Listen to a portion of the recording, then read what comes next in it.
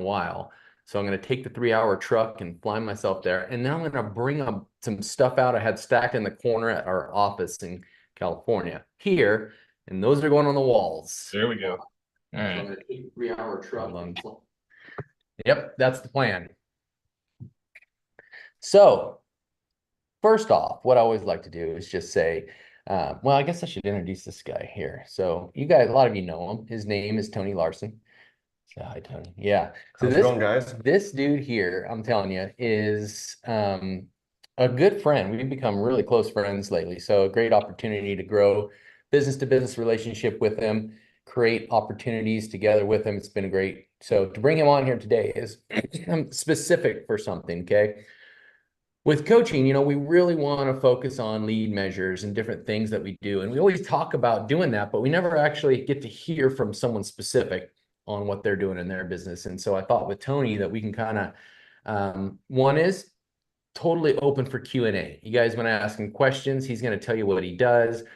This guy's business is tremendous. I mean, amazing. He has such awesome relationships with different people around the valley of California, of Idaho, around the valley of Idaho, and expanding out too. I mean, his reach is pretty far. We'll talk a little bit about what he does, his best practices, stuff like that. But I want you guys to be able to ask him questions. If you hear something that he says that sparks a question, reach out, ask him a question. But with that, he's got a pretty unique thing that he's worked on for years because of his past family, past relationships he's had. He's been able to do a little bit of dabbling in the development world. So we're going to talk to him about what that looks like, how that's happened. If someone wants to start that today, what they would need to be focusing on. We'll jump into that. We'll talk a little bit about that too. So without further ado, this is Tony Larson. Oh my gosh. I really got to figure out how to stop that. This is Tony Larson, a real estate agent in Treasure Valley of Idaho. You cover pretty much, what do you cover? So I'll go up towards McCall area, Valley McCall. County and below, Mhm. and then over to Eastern Idaho. So just tell me a little bit about how you started your business, how long you've been in the business, how you started your business. And then we're going to jump into what's worked for you to help you grow it. Like, how do you grow it? How have you kept it growing, especially through a very difficult market a lot of people have gone through in the last couple of years? You've grown where others have gone backwards. So tell me a little about, start where you come from. Yeah, so a little background about me. Born and raised here in the Valley my whole life. My whole family is in this industry, and I'm the youngest of 4 brothers that were super successful in this industry.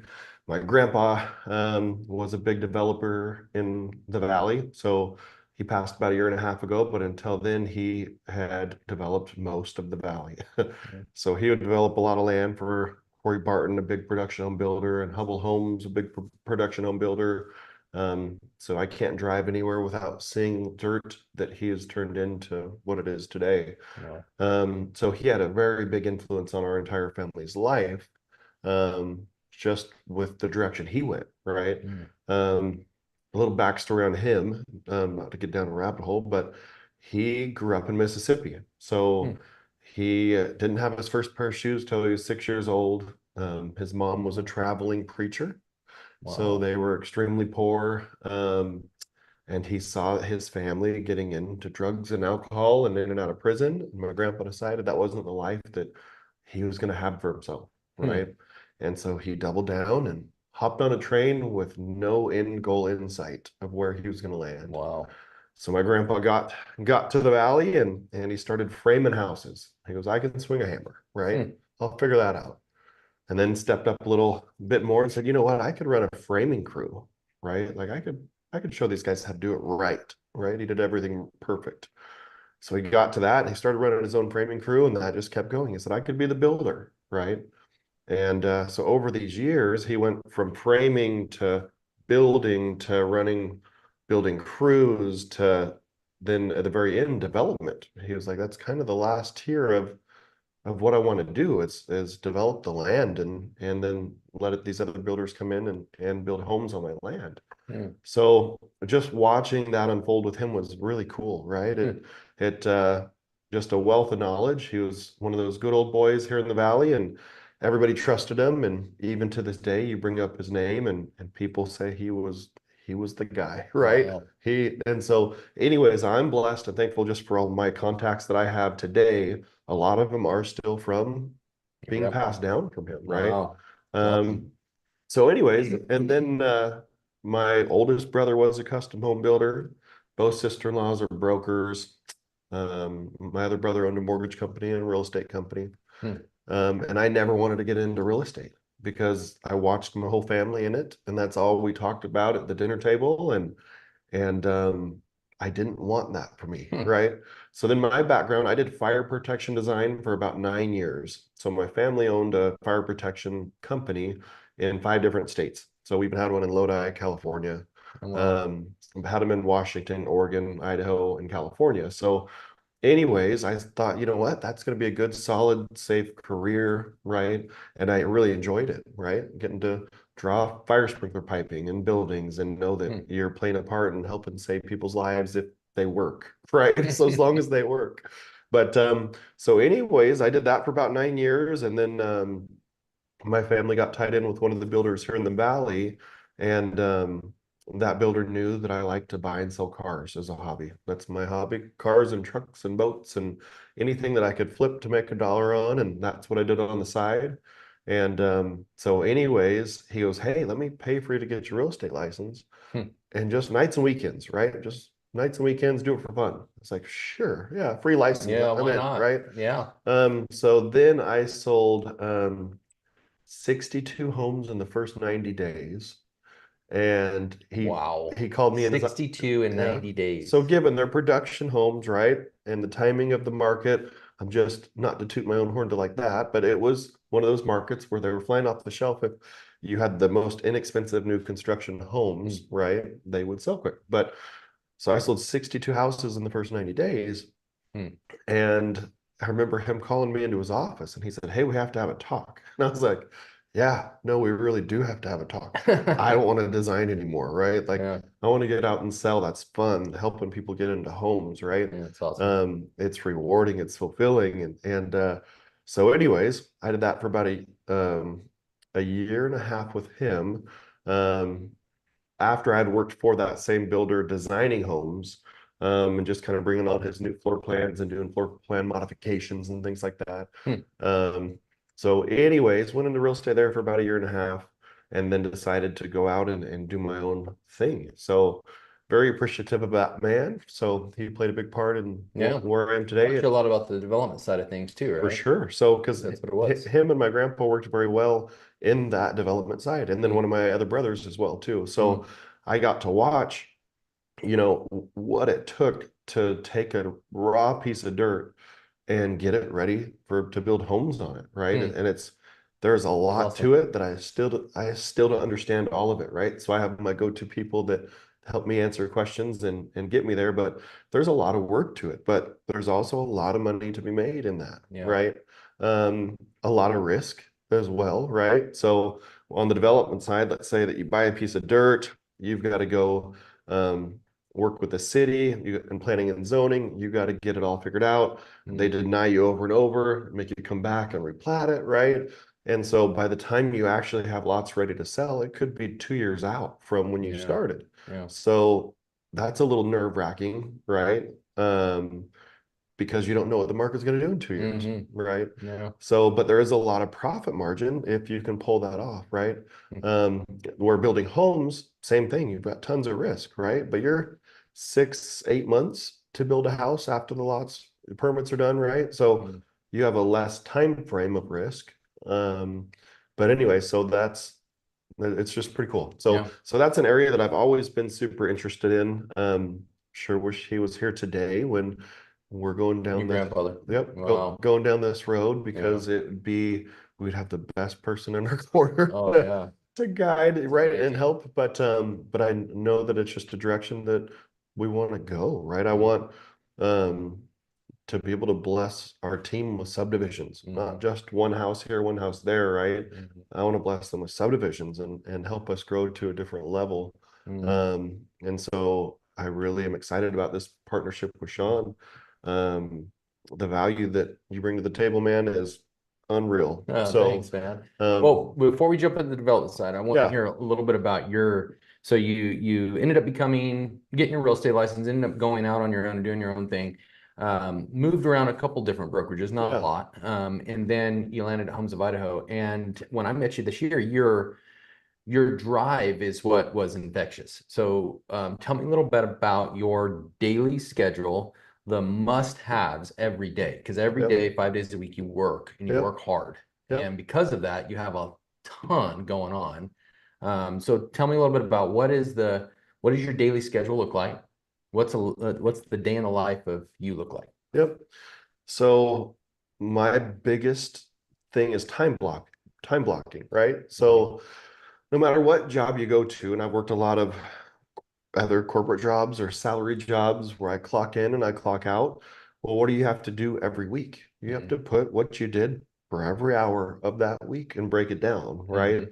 Mhm. And so I think where real estate agents fall short, myself included at the beginning, is not treating it like a real job, Yeah. right? Oh man, that's good. Right. So it's at the end of the week, I want to see my time card. I want to see, okay, did I plan out my week proper? Did I execute exactly what I said I was going to do? Because if I was at any other job, I would get fired. Yeah. If I turned in a blank card and said, you know what, I did my best, a lot of things came up, right? There was Yeah. just a lot of things came up, and I'm sorry about that 4 hour gap right there. Sorry I missed Can't, those 3 days. yeah, I'm sorry I missed those Yeah. 3 days. And I forgot to call in sick, by the Yeah, way. I just didn't show yeah, up. but I got a new puppy, and it's like, you know what I mean? Like people come up So with all good. these reasons, right? Yeah. But you have to treat it like a business. My brother Shane, and it sticks with me forever. I said, how? Because he was very successful in this, and he's still in this industry, very, very, very Mhm. successful. I said, what's the secret? He said, there's no secret. He goes, if you come in and you treat it like a job and you put in your 40, 50 hours, 60 hours a week religiously, if you really plan that out and execute that, he said, you will beat every agent in the valley, Mm. right? Because most agents get in for flexibility, right? They come into this job for flexibility, and then they just find themselves floundering Mhm. everywhere and being reactive in their business, right? Instead Mhm. of proactive in their business. Yeah. So generally what my day looks like is, for me personally, I have a little bit of a different thing. Some people have different ways to set themselves up for their day, Mhm. right? So for me to get up and do some sort of exercise or meditation or fitness, right? Mhm. Not that I've been super consistent with that lately, which I'm getting It's on, okay. right? That's just it. As so many of us, we fail. 100%, It's just, do we allow the fail to cause us to completely quit or fail? 100%. Or do we get back on track and realize what the problem is and Yep. get back going? Yep. And fail forward, Mhm. right? And here's the thing, if you don't do it or you don't try any of it, you've already failed anyways, Yeah. So right? good. So my day starts with some sort of exercise, something to get those endorphins going, something to instantly make me for my day feel accomplished already, right? Mhm. I get done with the workout in the morning, 30, even if it's 30 minutes or 45 or an hour or 2 hours, right? Mhm. I get done with my workout and there's a sense of accomplishment right out of the gate, Yeah. right? So you're already winning for the day because you did something you didn't really want to do and you accomplished that, Yeah. right? And that Um, could be a walk around the block. sure, that That could could be be a walk up to the end of the block for and sure, back. Then for you feel sure. you accomplished, you did something that you Yep, didn't do yesterday yep. to better your health, For to sure. better your That mind. that could be reading, right? Mhm. Reading and meditating, right? So when I get back from the gym, and normally my shower time when I'm getting ready is kind of like more of a prayer time, or just being thankful for what I have, right? Mhm. And going through the motions of that. An And audible or a book yeah, or something you're listening to. for Yeah, sure. it's all And three. it just changes your mindset completely, right? So now we've already succeeded in this exercise first thing in the morning. Now we're trying to get our mind in the mode of success, right? Instead of, oh no, I've got X, Y, and Z to do today. I only got 8 hours. How are we going to figure this Mhm. out? You know what I mean? But you're setting your mind up to win, Mhm. right? And I can tell every time that I don't do that portion of it, my day runs me and I don't get to run my day anymore, Yeah, right? it's good. and then I'm just putting out fires all day, right? Mm, So that's the biggest thing for me. mm, Is just getting my mind right, and then I go right into my time blocking, right? I know these are the times that I'm working in my business, right? To generate new business, right? And then after lunch, my time blocking looks a little different, and that's to work on the current business that I have. Um, and really separate those times, right? So that they don't intertwine and we're not chasing our tail. And it's crazy how efficient you can be if you take this right here and you turn it off or turn it on focus and get it away from yeah. you, right? Because now that hour that you have dedicated can truly be an hour dedicated to that section of your time blocking, right? Mhm. But if it's sitting here face up, or if my watch isn't on focus and I'm sitting there trying to do what I know makes my business run, and I'm getting interrupted and I'm allowing it to interrupt me, Mm, then it's my business is controlling me, mm, right? And so the best feeling ever truly was years ago when I decided to take control of my business, mm, right? And so that's a game changer because that frees up more time for you truly if you can be in charge of your own business, mhm, right? And so that's been my biggest thing is you have to dedicate time to whatever it is you're going to do, whether that's open houses, whether that's you're going door knocking for these hours every day. You have, as soon as you hit this is your goal, you can leave. mhm. Or if you want to be a rock star and stay a little longer and hit some more Yeah. and eat the frog at the beginning of the week, sure, right? Mm. Um, So what are the things that what are the most important tasks that if you don't do these each day, you don't feel accomplished? You got to get these done. What are the yep, ones that drive your business? What are the yep, ones that you found most successful for you? phone calls, picking Phone up the calls. phone. So there's two for me. So that is a big one. But I'm very big on business to business relationships. Hmm. So Hmm. I have a solid network. Super thankful for the network that I have in this valley, being rooted Mm, here my whole life. Um, but the business to business networks and how can I help my friends grow their business and in return it grow mine, mm, right? How does everybody win? yeah. And there's a way, like we've been proving it, right? Hmm.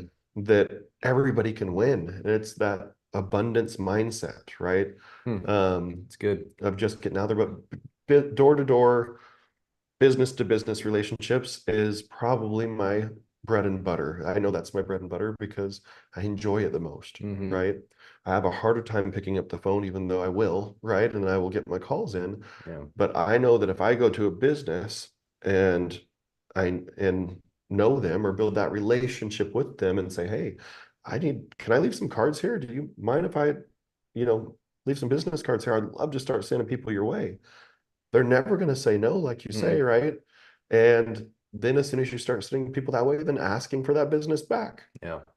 All these people want our business. All they want is They ours. want us to send people their way. And they never get, So they're I not feel gonna like they say don't no. get challenged to have to send business to people, Yeah. right? And why is that? Because we're afraid to actually speak up and say, hey, Yes, who do you 100%. know? I've sent you a few. Who do you know that you could Yeah. send my way now? They don't feel like they have to, Yeah. right? And so guess Or it's what? out of sight, out of mind Out of because sight, we out of don't mind. bring it up. And It's our and job to bring it up. for sure. And it like my fault too is I never asked over the years. I have these Mhm. great business to business relationships, but I haven't really asked them for their business back. I assume that I'm going to get it. And I do get a lot of it, right? But there's a lot on the table that I'm just not asking for, Mhm. right? And so I think that's one of the biggest things is put yourself out there, being vulnerable and saying, hey, I brought a bunch of business to you, right? Mhm. Let's go. Now it's my turn, Yeah. right? Let's go. What can you bring me now? Yeah. And then, like you say, if as soon as that doesn't work, right, or they're not reciprocating, guess what? There's a million other businesses in this valley that want your business Mhm. and want to give you business, Mhm. right? So that is my bread and butter for if I don't Well, our keep job those too businesses going. is that those businesses, we're talking about individuals for a second, right? Right. But when it comes down to it, is we're connecting this business with that business and For that sure. business with that business. So when we have an amount of people that we're trying to reach out to per day, our job is we're going to start connecting people, this business to this business. And then what happens in the middle? We start receiving business from all these businesses. So Right. Yeah, that business to business relationship is a golden nugget. It's one of my primaries as well. So Yeah. glad you brought that up Yeah. because I know phone call dialing. I've walked into your office before and I see the door shut and I've peeked open the door with my cell phone and recorded you in there like this dude is doing it. He's in there lead generating. His door's locked. He actually had a sign on his door that said, "Leave me alone. I'm working." Can't remember what it was, but It was a take your shoes off sign because oh, that's all we had. I But just I yeah, assumed hanging it there, people would get nice. the idea. Yeah, I thought it was. I didn't even read it. I just knew that when I saw that, because I've seen it before on people that are high producing realtors or high producing business owners. I've seen that before where they have a sign there that's I'm working right now. So what is work? Work is like reaching out to new people. That's work. That's our job. It's a contact sport. We Yep. just have to reach out to more people each and every day. So what's your timeline? What's your time of the day that you make sure that that's blocked out to do that? Yep.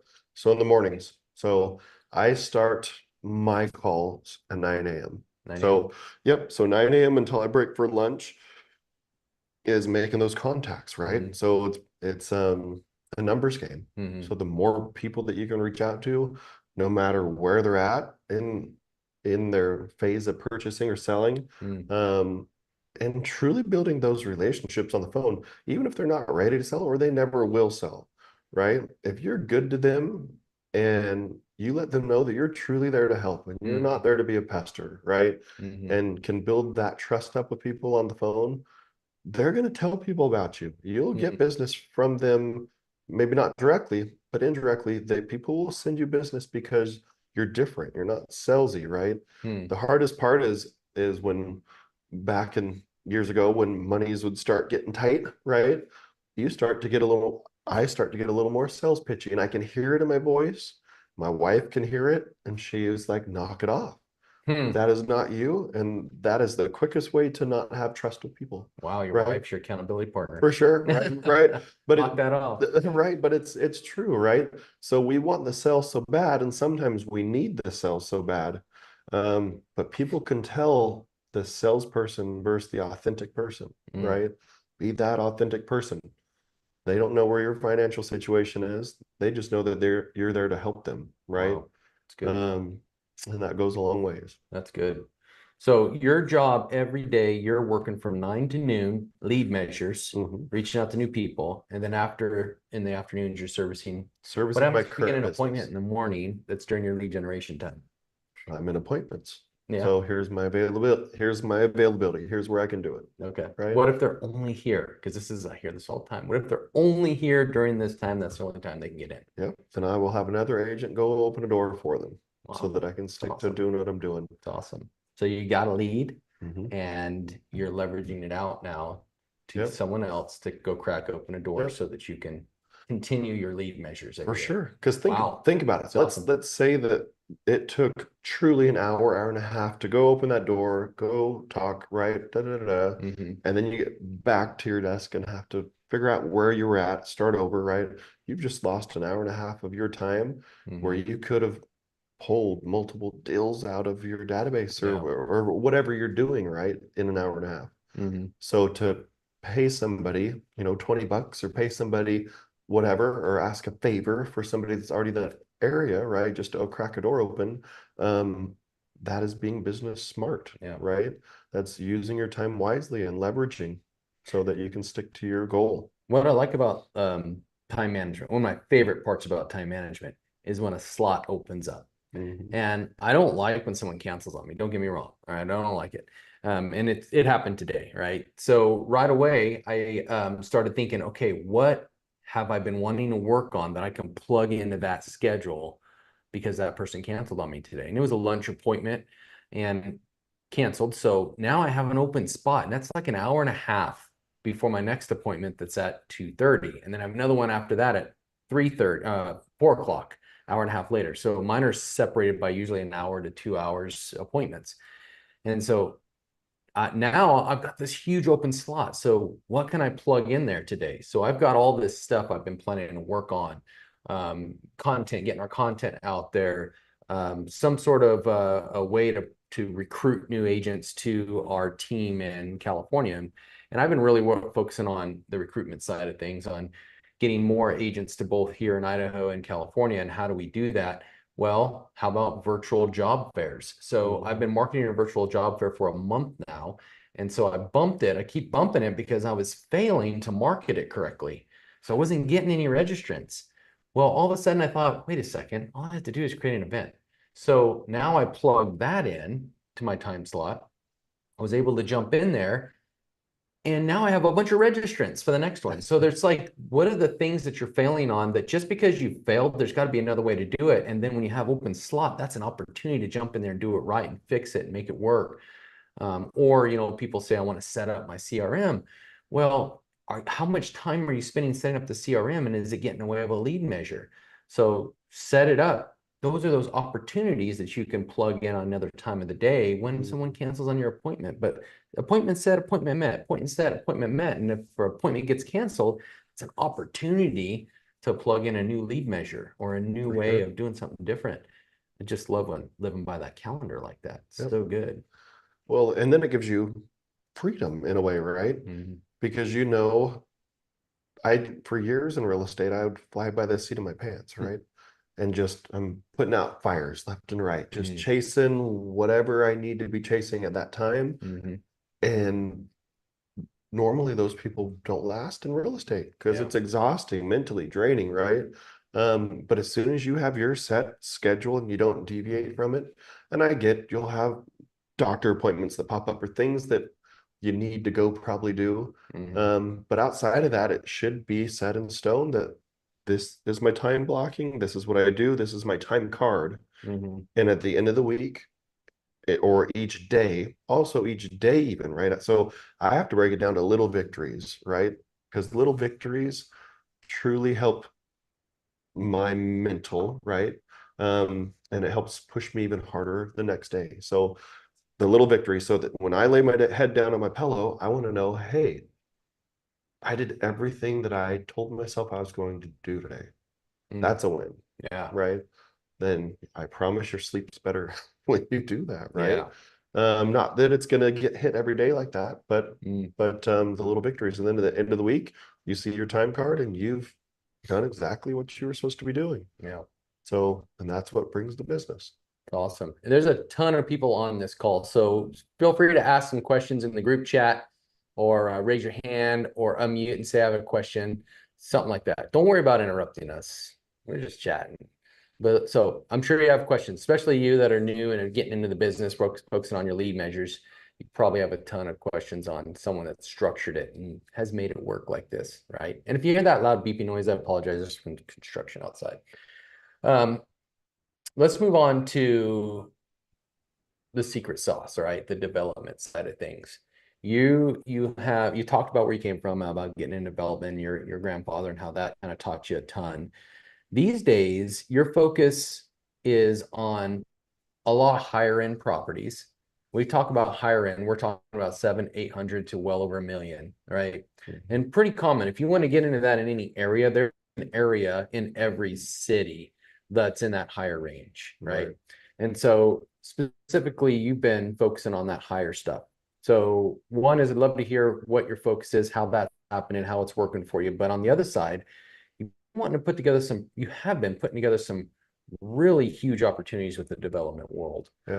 Before you jumped on. So I'm not going to get political, but I'm going to bring up a politician's name because he wasn't always a politician. I'm going to bring up Donald Trump, just for the development side of things, just for the, what he does, where he got his wealth.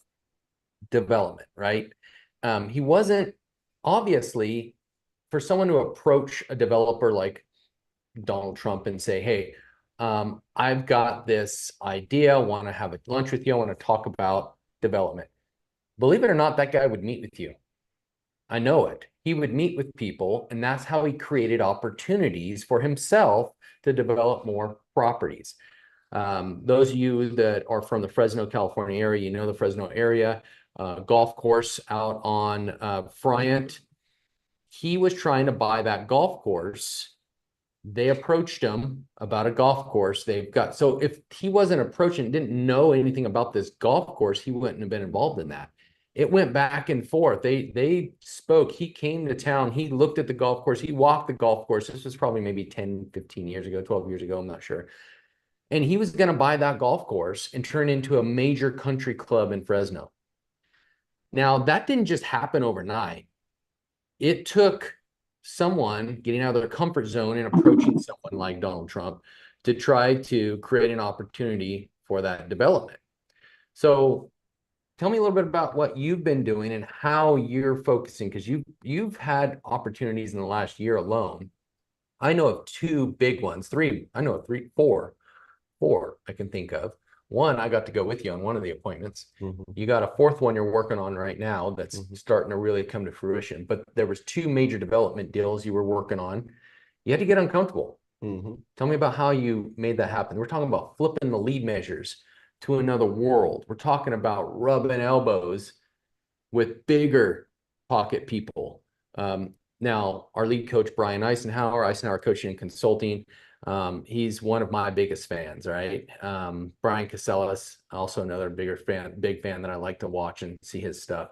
But Brian mentioned something the other day it really resonated to me. You know, when you're rubbing elbows with a different group of people, things happen. You know, you're rubbing elbows with 7, 8, 9-figure people versus 6-figure people, or, 5-figure people, different world. You're talking a different world, and the same opportunities happen just like the 5, 6-figure people, 7-figure, 8-figure people. It's going to happen the same way. You just got to get uncomfortable, because for you, that's scary. It's big people. These people are big developers. I mean, I imagine. Tell me about it. Yeah, it is scary. So and the biggest thing is you have to, when you do find these people, treat them like regular people, just like we're sitting here talking. Sean let us come over for a barbecue at his house this weekend, and I've been trying to make this phone call to one of the most successful people that I know, probably one of the wealthiest in the state, one of them, like he's up there. And I've been terrified, even though I know I have that relationship with him, but they're a different caliber people, right? And I have to stop looking at it that way, right? Because as soon as they feel like you're looking at them as a different caliber person like that, then it just messes that relationship up, right? So when I can treat them just like I would talk here with Sean or with any of you, they respect that, right? But you have to get uncomfortable and rub elbows. But I've just been fortunate that I've been in this valley for a long time and happened to have some really good relationships with some of the higher ups in this valley. And my grandpa, bless his heart, he passed down a lot of trust, right? To our family from him. And so that definitely gives me a leg up. I'm not going to lie, right, on these situations. But then I stopped going there and prove myself, right? So I had to figure out, I want bigger projects. I want to do something on a larger scale, and not just sell a house here and a house there and, oh, what's your goal? Or 5 houses a month or whatever it is, right? Like it's the next level. It's the next level. Yeah. And so I've been trying to really piece my mind or wrap my mind around how to get there. And so I've got all the contacts, but how do we get there? And so that's been the biggest thing, is every time I've had meetings with these bigger people, maybe a big commercial guy, or maybe a big multi-family guy, maybe a big single family guy, whatever it is, maybe big hard money investors, right? I have these meetings, and normally I'll bring a project or two that I have rounded up, because what do all of them want? They want you to bring them value. They don't want you just to say, hey, what do you have for me? Yeah, what do you have for me? I'm this little old agent, right? Little tiny agent in So you Boise, approach it in Idaho. what your value is to bring to them. That's how you sure. approach it. So you got to have an idea, have a thought of something that you can provide that's going to bring For value sure. to them. And then what I think this project, I'll give a somewhat an example, right? Is I took one of these projects and I thought, man, this is a deal. I'm going to get this done. It's $12 million project. If I can do it, anybody, like, we can do this, right? And I went and presented it and didn't have all my ducks in a row. I didn't have everything answered or the questions to every answer I knew he was going to ask. I wasn't prepared. And remember, these guys are dealing with hundreds of millions dollar projects, right? And so I just wasn't prepared at that time to even be having those conversations. So try to fake it till you make it just doesn't quite work. It does not work with most people, right? So the biggest thing is coming at them with a different heart, right? So and they're all great contacts I have, but now when I have these big projects, I'm like, hey, I would love your input on this, right? I know you are the king of this department. And if you have a little time, I'll buy you lunch. Let me buy you a sandwich. And if you could just look at it and no pressure, like, but if you could kind of guide me and tell me what you would do with this project, or, you know, who you would bring in on this, that sort of thing. They like that, right? Because then all of a sudden they're helping guide and not feeling like they're coming in to get sales pitched, right? So now it's like you approach it in a way of, hey, I've got this I'm working on. I really would love your guidance on it. Would you? Yeah, And these guys aren't, we think that they're going to be like, I don't have time for you. for sure. No, they're Yeah, they're definitely willing to help. for sure. And then it turns into them probably wanting to be involved in it. For sure. I bet. Yep. So that phone call that I was so afraid to make on the way to Sean's house for the barbecue this weekend, I made the call. I was like, you know what? Rip the Band-Aid off. I'm making this call, right? And the end of the call, it was so good, and he was so excited that I would think of him to bring him into this meeting, right? Like, and in my head, I'm like, if he shows up to this meeting, that blows my mind. He was like totally excited that you would even think to bring him in on it. Wow. Which is super humble, right? And I love that. So super And humble. you wouldn't have found that out if you didn't get uncomfortable, make the call. For sure. And he said, you know what? It's also a great time. I've got a ton of 1031 money. I'm going to have to roll somewhere too. So maybe would be a great time to put a big project together. And I just started laughing. So I get to Sean's house all giddy, like a little kid. Oh my gosh, this is amazing. But it's just one of those things where, so that is my goal. So I want to put together these bigger projects. I want to bring in, we have national companies in town now. We have KB and Lennar, and we've got the company that just assumed Hubble Homes, right? So they have a lot of money and weight to throw around, and they're going to take over the entire valley if nobody else steps up, right? And so we've got enough of an inner circle here that I think if we teamed up as a whole and put together this little good old boy Idaho group of these people, I don't think there's any projects we can't take down. So but the one that we're pitching specifically at the end of that next month is a $12 million project. So multi-use. So it's got single family homes, it's got multifamily homes, it's got commercial. And so I've been making the calls, and I said, you're my head single family person, you're my head multifamily person, you're my head commercial person. I want to all meet so that we can put this together.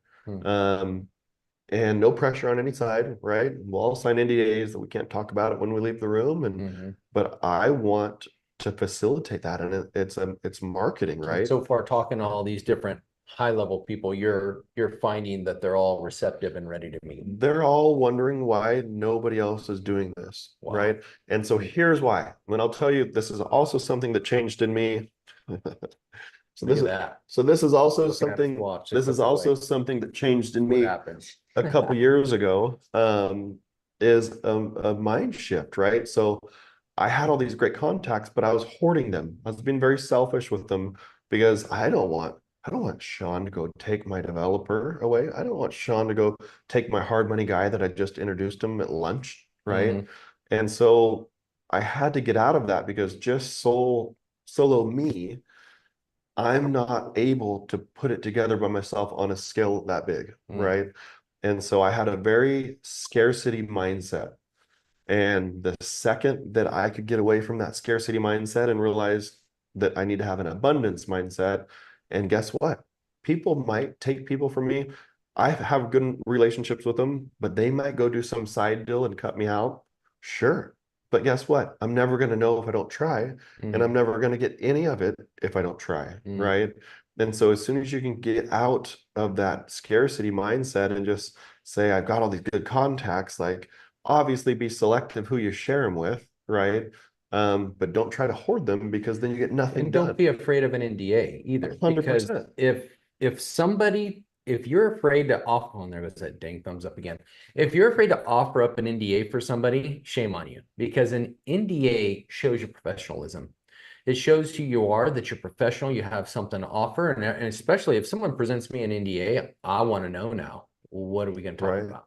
I want to hear it. So don't be afraid to bring up an NDA and bring them together and hold them to it too, because it's a legitimate, what is going on? So frustrating. Hey, I can't figure out how to shut it off. I've tried everything, so forgive me, everybody, on that. Frustrating. I guess I should ask Google, Yeah, maybe. how do I shut it off? Anyway, so a little bit more. So when I first met Tony, he was a coaching client. We were working on some coaching stuff, and right away focused on lead versus lag, something that he had maybe had heard of, but he really hadn't heard about a ton of it. And now he's taking it to another level to separate the two. Mhm. And right away, he had two huge development deals he was working on. Multi-million-dollar development deals. He brought the money guys together. He brought the developer together, and it was a go to the point to where they signed contracts. Mhm. And then it fell apart.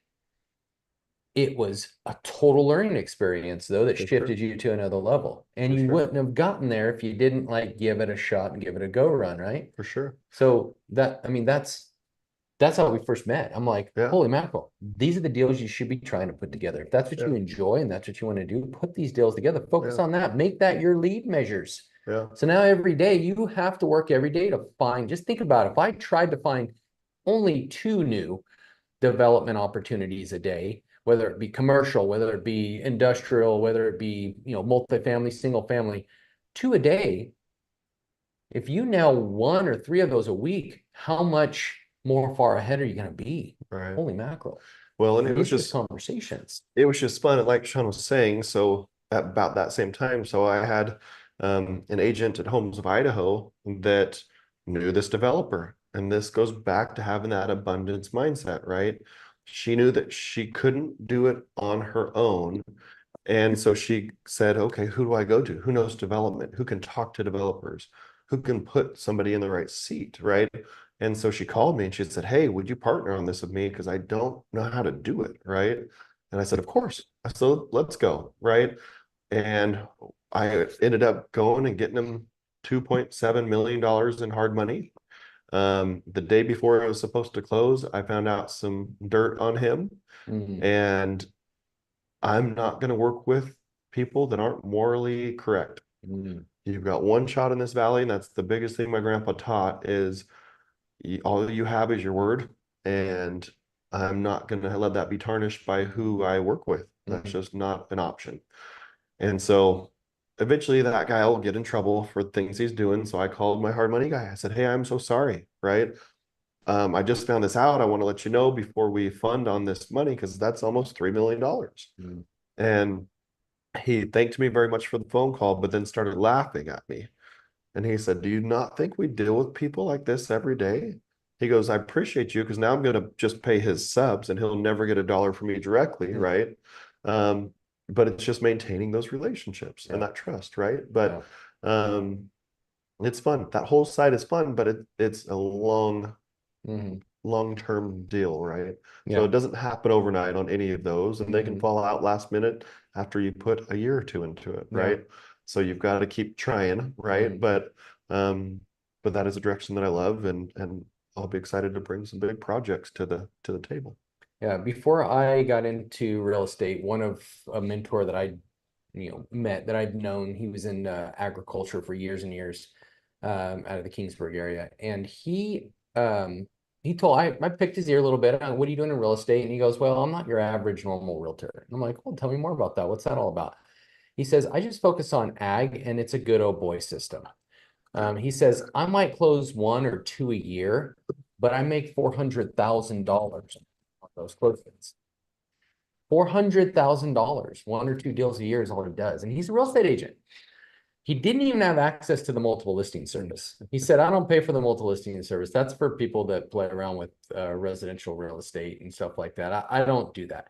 He just does ag sales. That's all he does is ag sales. That's big money. And so that's all he does. One or two a deal, makes $400,000 a year doing a couple of ag sales. So, hey, got a first question. So Stan's raising his hand. Tell me, Stan, what question you got?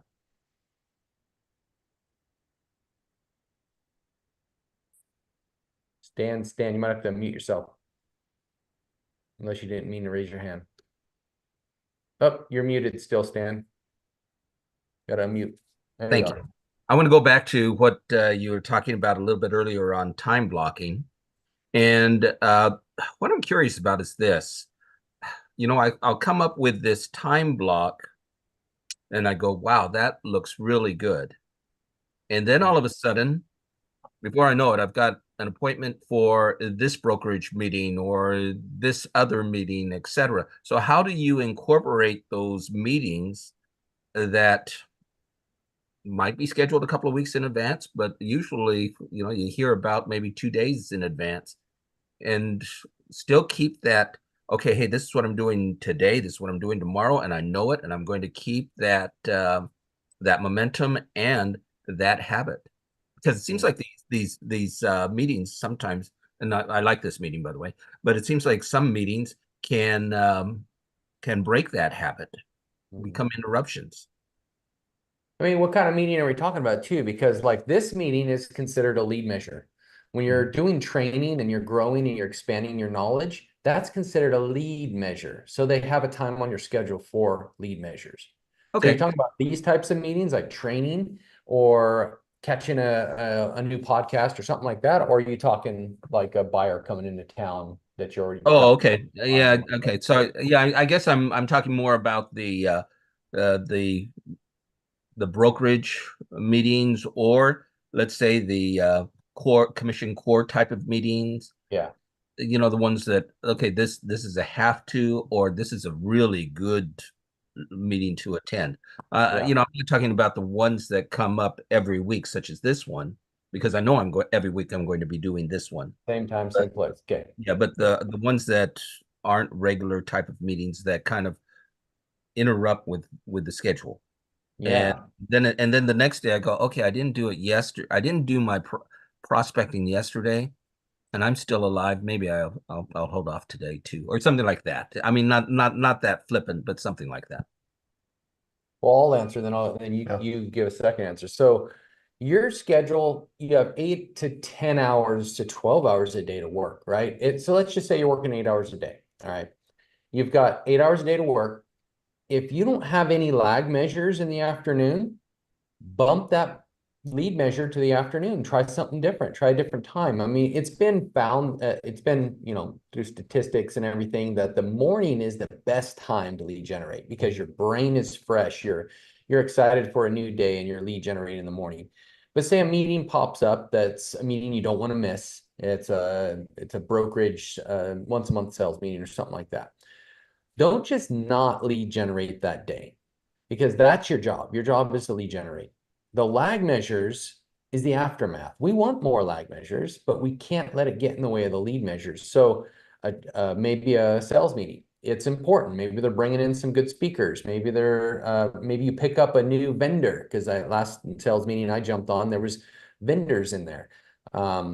So maybe there's some good stuff from those. So you can consider those a lead measure. Training needs to happen every day. That needs to be on your schedule, needs a time spot on your schedule. So if that meeting, if you're going to train in the morning and you've got a plan to listen to a new module or jump into a podcast like this or do something like that, and that's getting in the way. So, and then you have another one in the afternoon, maybe instead of doing that, you do the sales meeting that day, or you push to the afternoon. If you have no showings in the afternoon, no lag measures in the afternoon, you have all afternoon to work.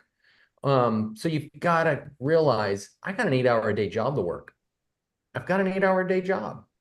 If you need a break in the day, you need to go golfing, because I know you do, Stan. You know, that's okay. It's okay to take a break. You know, if you did it every day, that's retirement. And we all want to do that someday. My dad's retired and he just golfs every day. I love it. 74 years old. He plays way better golf than me. But I'm not retired yet. I'm not there yet. I'm 47. I've got plenty of years left in me to work. So I've got to work 8 hours right now. What about you? Yeah, no, I completely agree for sure with Sean. And a lot of times that afternoon lag measures, right? So like I talk about, it's the time that I work on the business that I already have, right?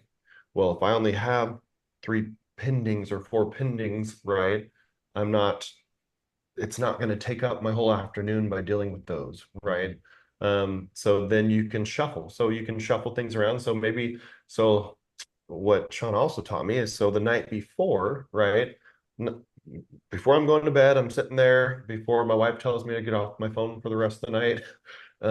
I pull up my calendar and I say, I never told him to do that. He Yeah. should not be on. well, I tell my wife that he tells me I have to be on my phone. No, I'm just kidding. But so anyways, I'll look at my calendar and say, okay, oh, there is a Homes of Idaho meeting tomorrow. What is this one about? Right? Okay. Let's see what my lag measures look like in the afternoon, because I could push some of my lead measures, right? Get my calls done in the morning and then push maybe an hour of that lead measure to the afternoon so that I can hit that class at 10:30 or 11 or whatever it is, right? So you can still shuffle it. It's not set in stone. The problem is, or what Sean's saying is, we still have to hit all of it, right? So if we choose to take that class on, let's take it on, but we still just need to make sure that we're doing everything else that we're committing to on our calendar, right? So good. Love it.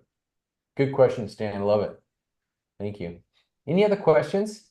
Tony's put out a lot of content today.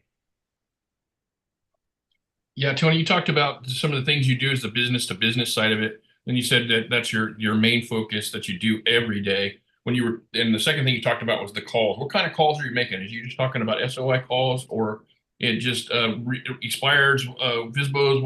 What does that look like? Yep. So SOI calls, and just making, yeah, honestly, it's just SOI calls. And then I have some leads. I purchase some lead flow, but not hardly any. Just because my SOI has been built up now that I've been in it for 9 years, right?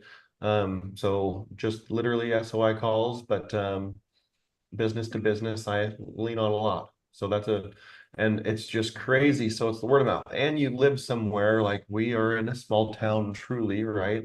And let's say you start going to a certain coffee shop in the morning because you want to get to know everybody at that coffee shop. You want to get to know the owners and the managers, right? I have buttons in several computers here in the Valley that give me 10% off whenever I go anywhere because of the business that I bring them, right? And they're like, well, how can we do something for you, right? Wow. And awesome. so I have, literal a button in the computer at different places, right? So it's one of those things We where didn't get to do that when we were cops. Right. That was not legal. Oh yeah, We we frowned never on that a little bit, right? We never Yeah. did it. Yeah, I'm Never sure. did it. But it's one of those things. And so I've got a good little group of agent friends that we like to go meet for coffee, or we like to go to lunches or whatever. So we plan our days up during the week that we're going to pick a spot and we stay there until they know us and they know what we do and they like us, right? Sometimes maybe they don't like us. We haven't found one of those yet, but I'm sure that there will be one out there. Yeah. But it's one of those things where if you keep being there consistently and they keep seeing your face consistently, they're going to know who you are. And then when somebody asks them, hey, I'm really looking for a real estate agent. Well, it's Sean, right? Sean, he comes here like twice a week for a cup of coffee and then chats with us for 10 minutes and he's so nice. Whatever. And it's that kind of stuff that goes a long ways, right? And building those. So, and then once we get a place established and we've started bringing in business, right? We move on to the next place and the next place, next coffee shop, the next faux place, the next sushi place, whatever it is. And we're going to stay there as a group and we're going to let them know who we are, right? Yeah. And bless their business. We're going to bring them business because if 2 or 3 or 4 of us go to the same spot every day, that's 4 more people that they're making money off of, right? So good. And then like Sean said, it was so mind-blowing. I've been coaching with Sean for Almost a year. almost a year, a little less than a year. Less than a year. And So he brings up his template for this business to business relationships. And I remember calling him afterwards and I'm like, how have I known how to do this without knowing how to do this? Mm, I do it every day in my business, but to actually have this process down, right? There's way too many people on my list that I'm sending so much business to that will not return the favor. so good. But I believe in them and I like them and I believe in what they support or sell or whatever. So I continue to do that. Well, guess what? They're not on my list anymore because I've tried for a very long time and sent them a lot of business and it hasn't been reciprocated, right? Mhm. And so we keep filtering out, excuse me, to the next person, right? The next company, the next vendor. And we keep trying until we get our top 3 in those slots that we send business to that also return the favor, right? And the list could go on, right? You could walk Mhm. down the street right here in downtown Caldwell and go inside and talk to every place. And I bet you could fill a list up pretty quick with people that would send you business, right? And start building those relationships. But It's good. yeah, so hopefully that helped. Yeah. No, that's great. Thank you. All right. It's Anami. I have a question. So he was talking about like how he picked like a location to like go have coffee there all the time. And is that considered like kind of like farming or no? To like, just like the same place. I'm over in- and over. Mhm. I'm a newer agent, so I'm not sure what it is, but yesterday there was an agent who told me like, oh, you have to like start farming, and I don't know what that Oh, yeah. means. And Yeah, I was so like, how do you even farming- pick a neighborhood that you would, go to? Yeah. And So farming, it could be. it could be part of your farm, and this is how I would use it. So your farm is, you got to think, the farmer, if they just planted a crop, I always say it this way, they just planted a crop that is going to produce fruit at the end of the year, right? You could plant it in the beginning, or just say wheat, you plant wheat or alfalfa or whatever it is you plant. If they never watered it, never fertilized it, never took care of it, weeded it, do what they need to do, they would not have a crop at the end of the year. Gosh, dang. So sorry, dang, thumbs up again. And so that's your job, and I think it's you doing it now. How am I with You what? got your thumb up right now. Look, On my, there you go. I'll hide Good it. job. I'll hide my thumb. Oh my goodness. And so the farming is you pick a neighborhood, and in that neighborhood, this is how I'd use the coffee shops. The close businesses, whether it's a coffee shop, whether it's a auto body shop, automotive shop, whether it's a whatever it might be. And I like to use the local businesses. I love local businesses. Like a local coffee shop, like in Tulare, you got Valley Coffee over there. Some of those local coffee shops that are family owned, mom and pop places, they want to be part of the community just like you. So you include them in your farm and you meet clients there and you ask them business relationships. You tell them that, hey, I'm going to be sending out a monthly newsletter. And in this newsletter, I'd like to like incorporate you in it. Would you be okay with that? Yeah. At the same time, just know that as I do this, you guys are going to hear a lot about buyers and sellers in your world, in your life, in your family. Please, I'd love to be added to that list of people you refer agents to, or you refer to your people agents. That's the Okay. business. Mhm. okay, But thank you. in a sense, it is farming. It is. Yeah, You're you're farming incorporating. businesses, Yeah. right? At the same time as farming around that area, right? So And then you're yeah. getting everybody to recognize you and see you, and then they put a face to a name if they see you at the coffee shop in the neighborhood or Yeah. next to the neighborhood, right? Mhm. So I think that's a good idea. So it doesn't have to be like residential, is what Tony's saying is so if you were to go downtown Tulare, downtown Visalia, downtown Exeter, and you door knock each business, go during business hours, say 11 o'clock, maybe 1 o'clock in the afternoon, and you're just meeting new business owners. You're asking who the manager is. Would love to speak with your manager. I'm going to be working on some buyer packets and some seller packets. I'd love to incorporate a flyer. Can you put together a flyer and email it to me? Mhm. And I'll put it in my buyer packets. At the same time, would you mind if I put a flyer up in your business? Great. And then come back next week and do it again. Get to know them. The goal is that they get to know you, just like neighborhood farming. They get to know you and they know you by name. Now they're your SOI, because SOI is they got to know you by name, you know them by name. So you get to know the manager so good that you're the only one they're going to refer them to. business to business relationships. You could farm an entire downtown area to where every one of them knows the only person they're going to refer people to is you. Mhm. Okay, thank you. That's Yeah. good. And Good it question. just takes repetition too, though, right? So Yeah. you can't go a place one time or two time or three times, Mm. and then you have to let them know you're there. Yeah, I So- think I already have like specific places that I already go as like a habit, Yeah, like a local yeah, coffee shop and stuff like that.